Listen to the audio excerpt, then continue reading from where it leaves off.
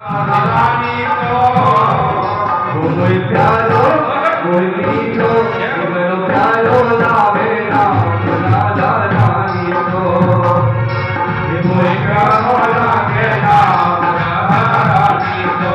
अभी ताली बजाओ जय हो।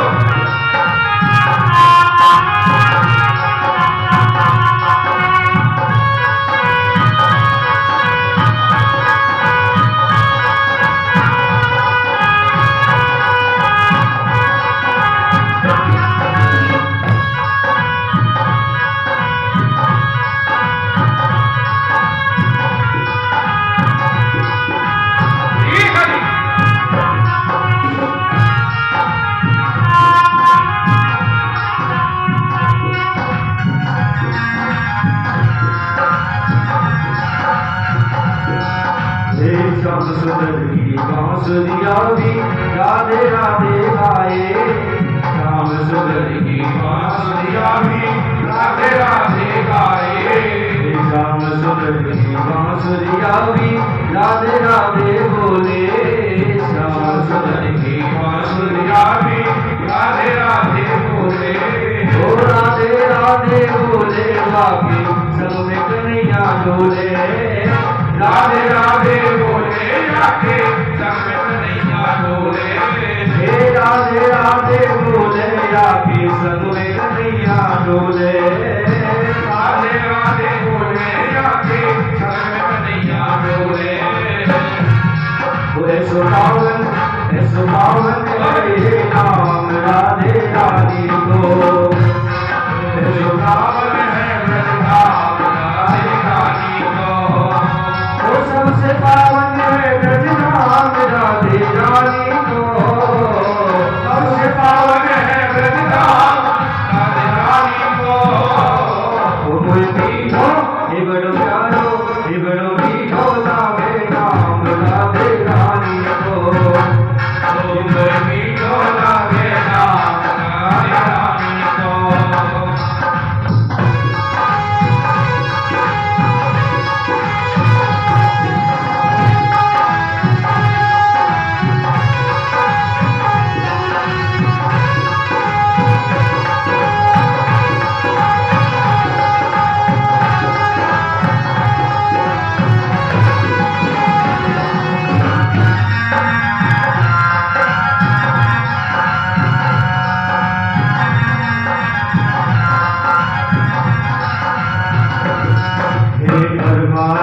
दास को ठाकुर या के चरण दबावे। परमानंद दास को ठाकुर या के चरण दबावे। परमानंद दास को ठाकुर या के चरण दबावे। परमानंद दास को ठाकुर या के चरण दबावे। अपनी मुरली में भर भर के राधे राधे गावे। अपनी मुरली में भर भर के राधे राधे गावे। अपनी मुरली में भर भर के राधे राधे गावे। ऐसो पावन है ये नाम राधे रानी को। मीठो लागे नाम राधे रानी को। ये सबसे पावन है ब्रज नाम राधे रानी को। सबसे पावन है ब्रज नाम राधे रानी को। मीठो लागे नाम राधे रानी को। मीठो लागे नाम राधे रानी को। सबसे प्यारो है नाम राधे रानी को। सबसे प्यारो है नाम राधे रानी को। सबसे प्यारो है नाम राधे रानी को। सबसे प्यारो है नाम राधे रानी को। बड़ो प्यारो बड़ो मीठो बड़ो प्यारो नाम राधे रानी को।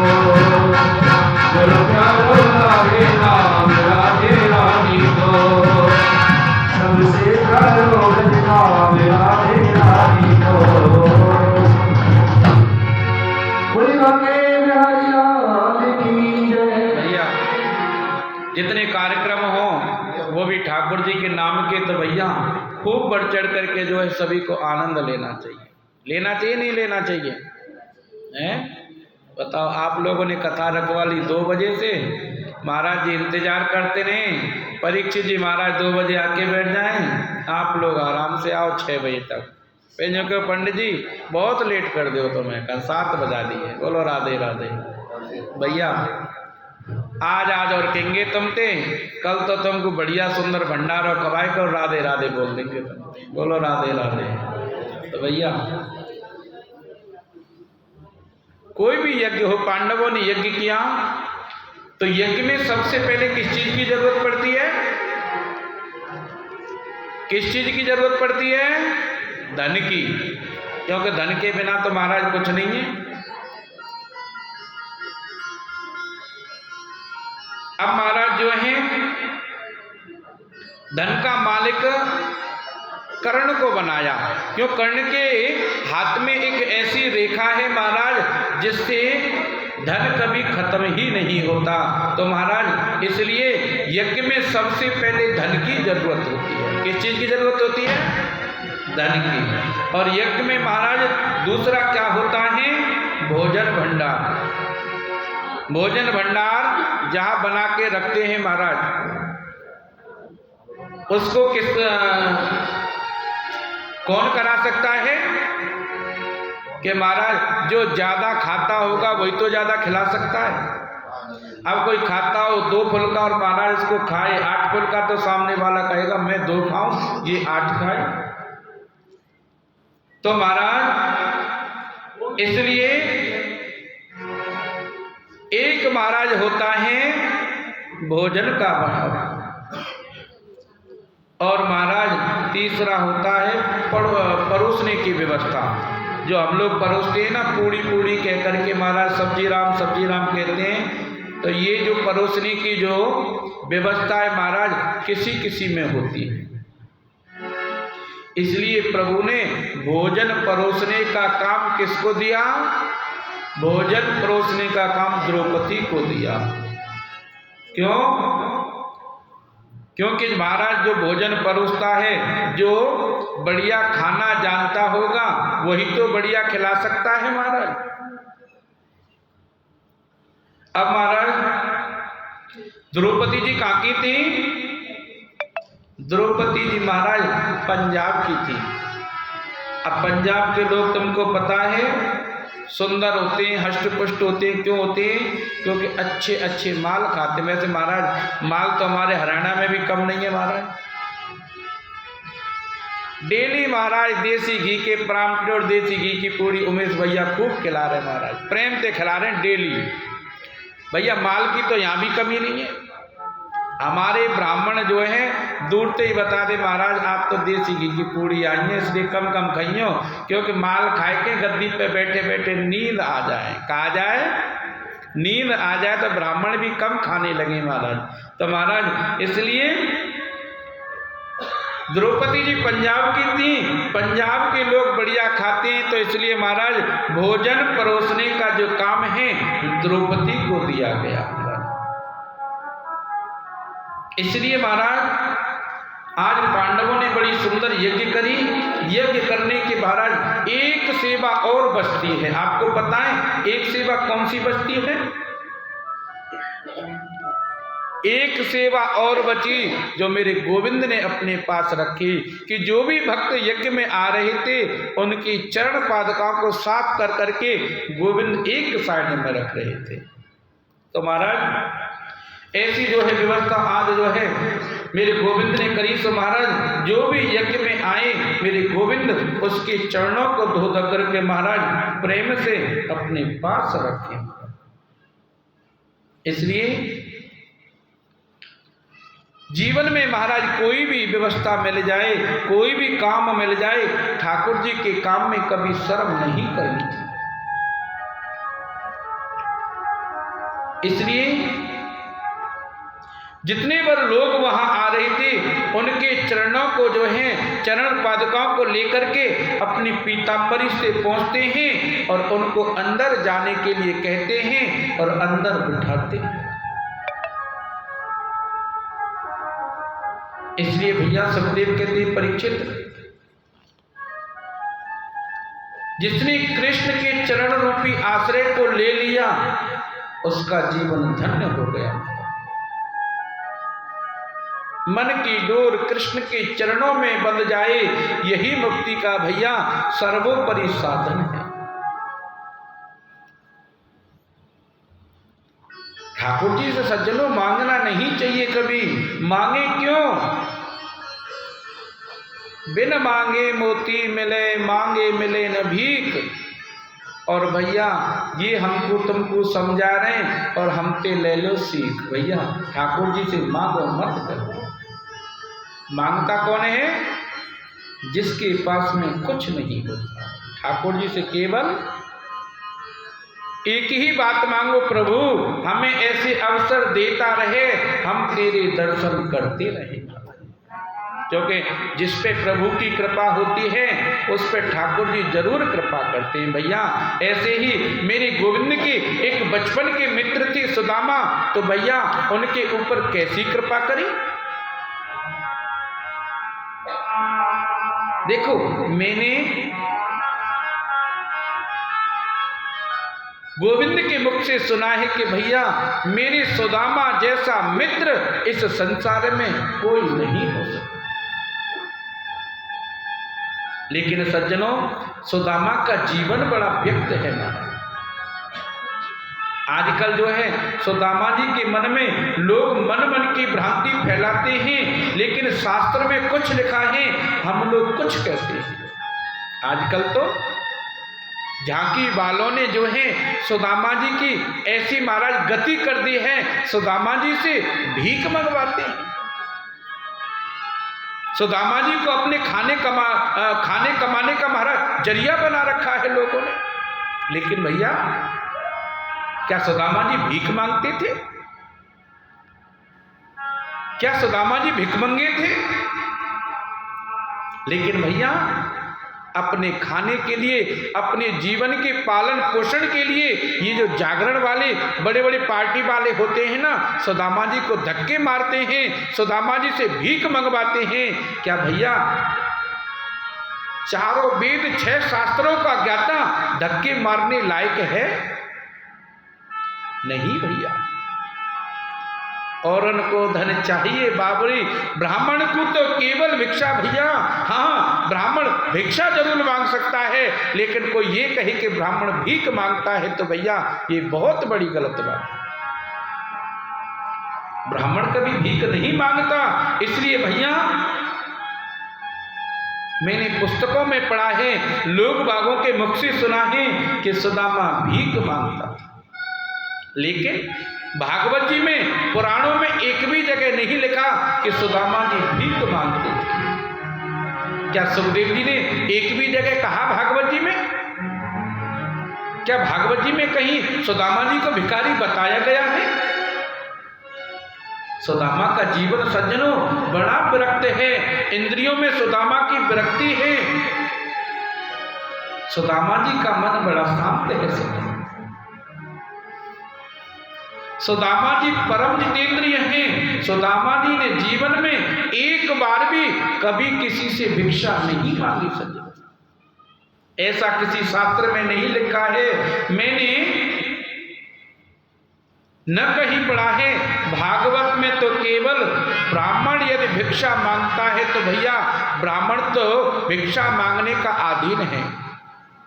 ब्राह्मण को भिक्षा मांगनी भी चाहिए।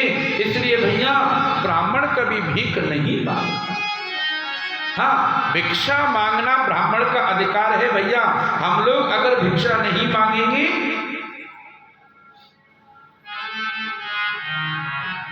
कौन मांगेगा भैया? और हाँ भागवत जी में सुदामा जी को एक भी जगह दरिद्र नहीं कहा। भैया दरिद्र कौन होता है? दरिद्र जैसा शब्द का संबोधन नहीं किया सुदामा जी को। लेकिन भैया दरिद्र कौन होता है? दरिद्रो अस्तु संतुष्टो हो। दरिद्र वो है जो असंतोषी है, जिसके मन में असंतोषी नाम का धन है भैया वही दरिद्र है। जब आवे संतोष धन सब धन धूर समान भैया। जिसके जीवन में संतोष नाम का धन आता है भैया, वही धन बढ़िया होता है। लेकिन भैया सुदामा जी दरिद्र नहीं हो सकते। भयंकर गरीबी है सुदामा के जीवन में, लेकिन कोई सुदामा जी को गरीब कहे? सुदामा जी कभी किसी से मांगते नहीं। हाँ, सत्संग में कीर्तन में जो कुछ भी आ जाए बस सुदामा जी उसी से अपना जीवन यापन करते थे। कभी कभी आ जाता था, प्रेम से खाते थे भैया, नहीं आता था तो बिना खाए निकाल देते, लेकिन कभी किसी से मांगते नहीं थे। लेकिन भैया सुदामा जी की एक पत्नी है जिसका नाम है सुशीला। एक दिन हाथ जोड़कर सुदामा जी से बोली, सुनिए, आपको मालूम है आपके जो बचपन के मित्र थे, आपके जो बचपन के सखा थे कृष्ण, वो आजकल द्वारका के राजा बन गए। इतना सुनते ही सुदामा जी बोले, अरे देवी, तेने बचपन की याद ताजा कर दी। तेने कहा कृष्ण को नाम ले दियो। अरे वो मेरो बचपन को मित्र नहीं, मेरो लंगोटिया यार है, वो मेरो मित्र है। सुशीला बोली, तो आपको बचपन को मित्र है, आपको अपने मित्र की कभी याद नहीं आवे?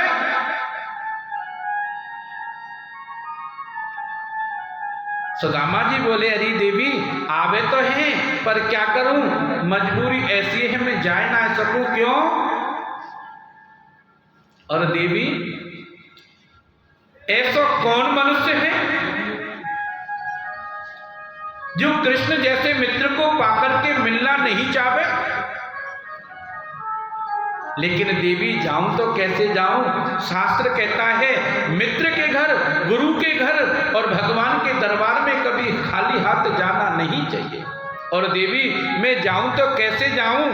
ठाकुर जी से मिलने कुछ है तो नहीं मेरे पास।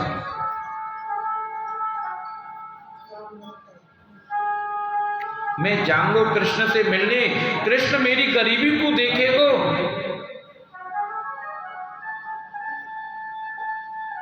पत्नी सुशीला बोली, सुनो, मैं आपकी अर्धांगिनी हूं,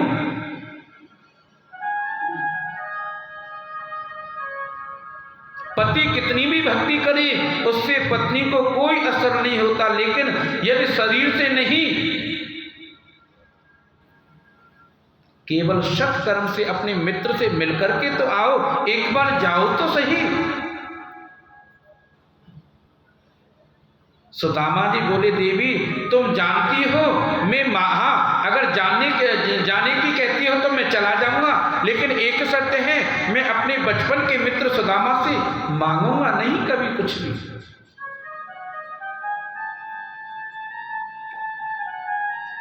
पत्नी से रहा नहीं गया, कहा, अरे भगवान तुम जाओ तो सही, चिंता क्यों करते हो? अगर तुम जाने की तैयारी करो तो मैं कुछ न कुछ आपके मित्र के लिए मैं जरूर दूंगी। सुदामा जी बोले, देवी देखो, अगर दर्शन करने की कहती हो कि अपने बचपन के मित्र सुदामा के दर्शन करके आओ तो मैं जाऊंगा। अगर ये कहो कि आप बचपन के मित्र सुदामा से मांगना तो मैं देवी बिल्कुल नहीं जाऊंगा। यही जीवन का परम लाभ है महाराज। इसलिए सुशीला ने कहा, प्रभु कोई बात नहीं, आप जाओ तो सही एक बार। यदि एक बार चले गए और प्रभु द्वारकानाथ की हमारे ऊपर कृपा हो गई तो भैया उसको कोई नहीं रोक सकता। सुदामा की पत्नी सुशीला ने मन में सोचा, मेरे पति जब द्वारकाधीश के पास जाएंगे, द्वारकानाथ मेरे पति का आदर करके पूछेंगे, अरे सुदामा भैया कैसा है?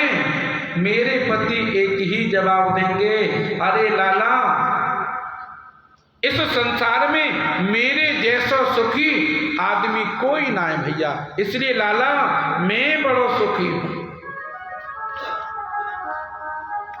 जब द्वारकानाथ मेरे पति की तरफ देखेंगे तो द्वारकानाथ अपने आप समझ जाएंगे कि मेरे बचपन के मित्र सुदामा कितने सुखी हैं।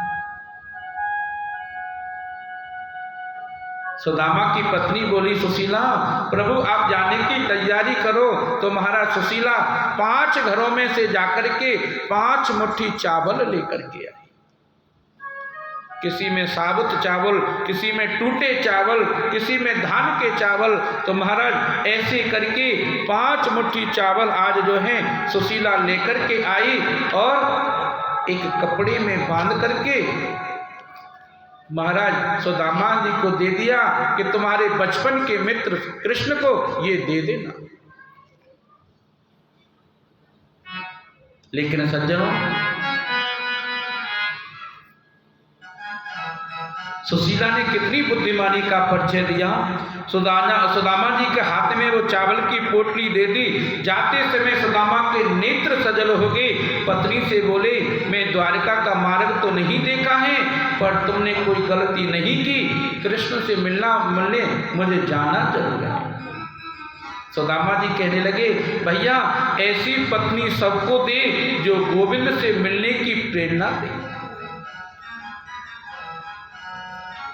सुदामा जी कहने लगे, देवी मेरे जाने के बाद भजन मत छोड़ देना, खूब भजन करना, प्रेम से गोपाल को नाम लियो। इसलिए आज महाराज सुदामा जी की देखो, जब गए तो सुदामा जी की जो धोती थी भैया 20 जगह पे कटी थी। सिर ढकने के लिए वस्त्र नहीं था, फूटा सा लोटा, टूटी सी छड़ी। और महाराज लेकिन मस्तक पे तेज छलक रहा था, केवल ठाकुर जी से मिलने जाना था। द्वारका महाराज पहुंच गए काशी, रास्ता भूल गए। अब जाएं तो जाएं कहाँ, घनश्याम तुम्हें ढूंढने जाएं कहाँ कहाँ। हो मूर्ख